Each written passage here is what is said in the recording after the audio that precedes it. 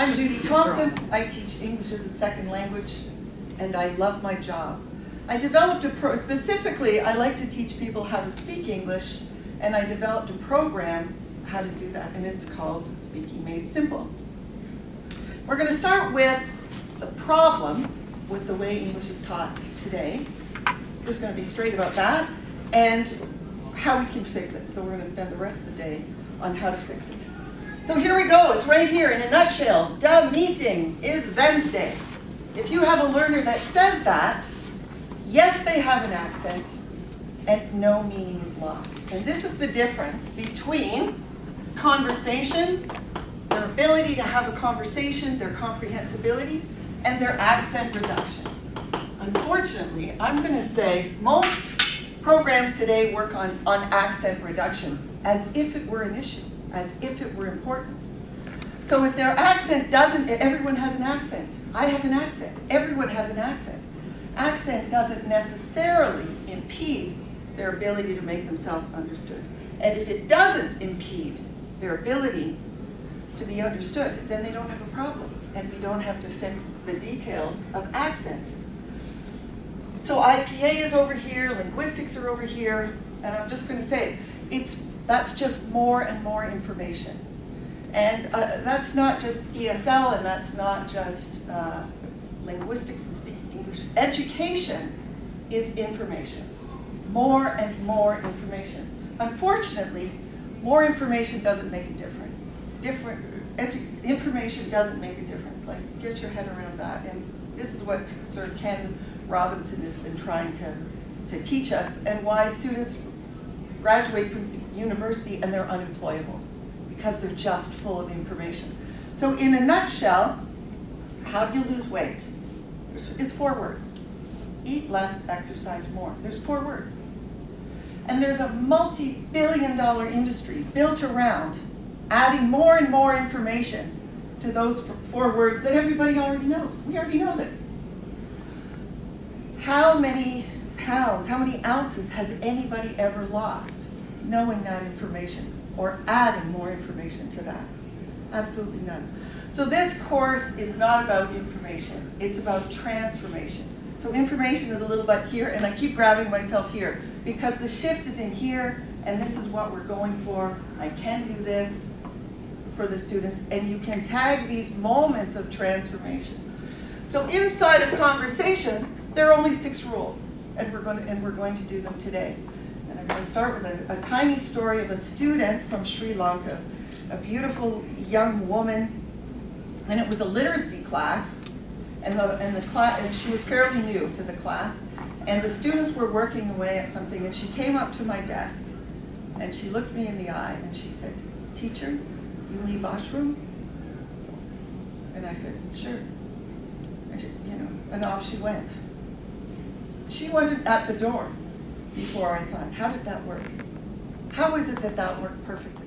Conversation is patterns, and what we're learning today are the 6 patterns of conversation, and they're true of every single conversation. So when a 2-year-old says, "Mummy, Daddy, uppy," or the speaking that I'm doing right now, all fall inside of these rules, and that's why they work from the lowest levels to the highest levels.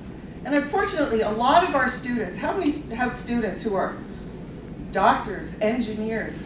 Yeah, these are highly, highly educated people, read people who have trouble and lack confidence speaking.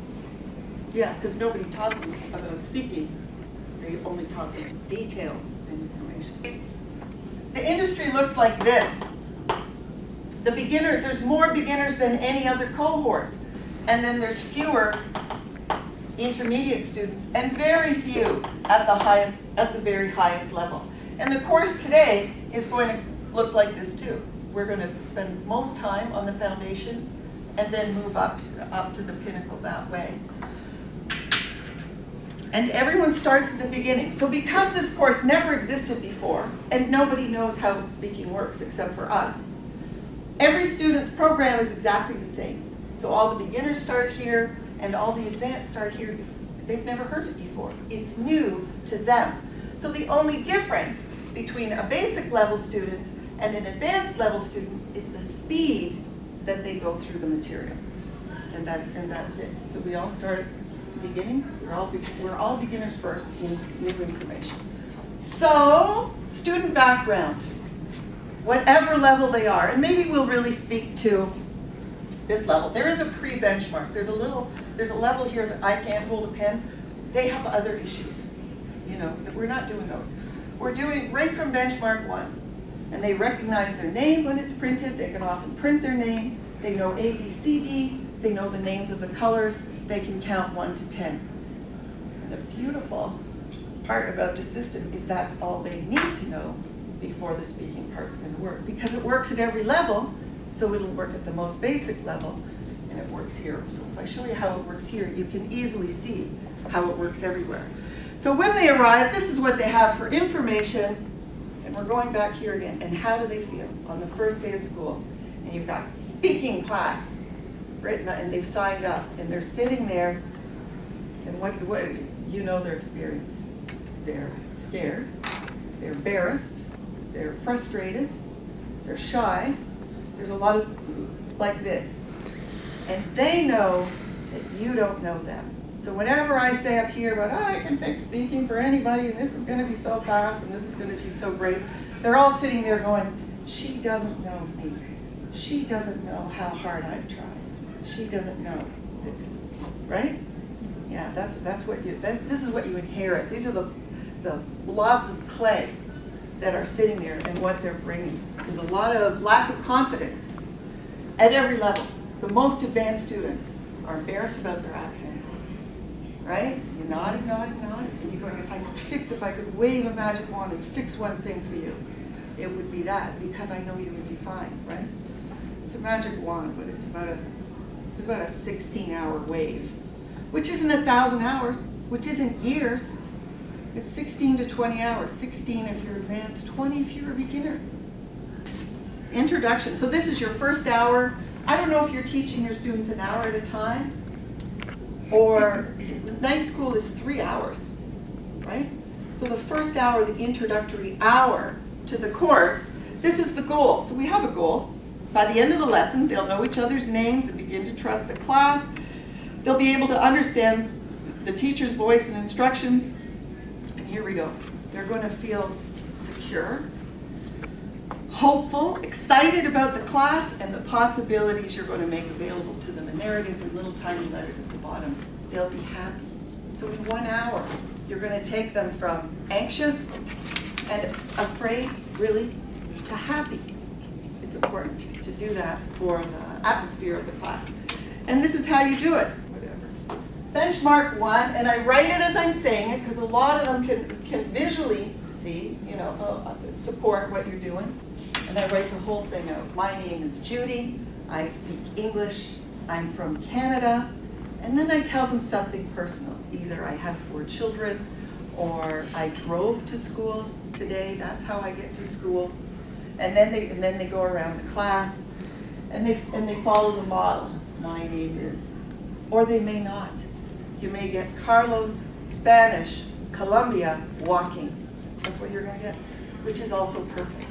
So they've just had an experience of being perfect or perfectly understood without all the concerns about grammar and everything that drove them into submission before. You're tricking them, really, of having successful experiences. So benchmark 1, that's that. Benchmark 3, the intermediate level is a little bit different. My name's Judy Thompson. I live on a farm. The thing I'm most proud of, that's something about me. That's great. And then here's the hooker. The secret about me that I don't want you to know is that I can't spell. And they can't believe. They just sit there. Did she just say that? They think their teacher's perfect. They think everybody who speaks English understands each other and spells perfectly. Most of my students spell better than I do. And I can ask for their help. So I say, when you see me make a mistake on the board, if you could point that out to me, that would help me a lot, and I would appreciate your help. You see a little shift in there? The whole room is different when you don't have to be perfect. And that's telling a real one on myself. I'm going to spell something wrong. That's not going to be a secret for very long. So I might as well just give it in a way that helps them the most.